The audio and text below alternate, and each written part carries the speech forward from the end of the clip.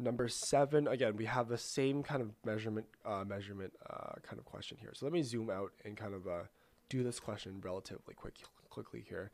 We have the exact same thing. I don't know if I can copy and paste, but let me see if I can do copy and paste. Nope. Can I hold this? No.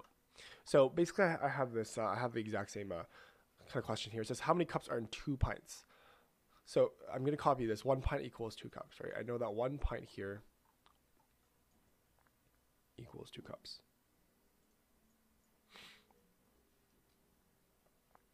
So 1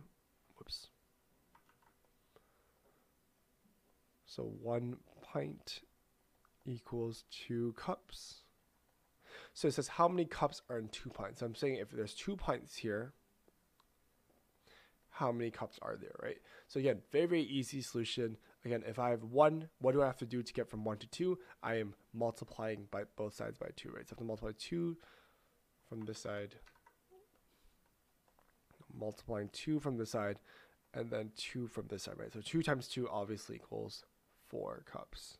So 2 pints would equal 4 cups. So this solution here is correct.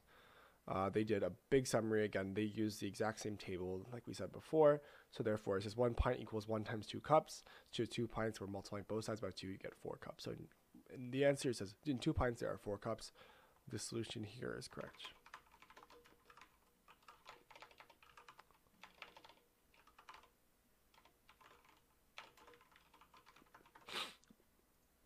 So that's number 7. Very, very, very easy question here.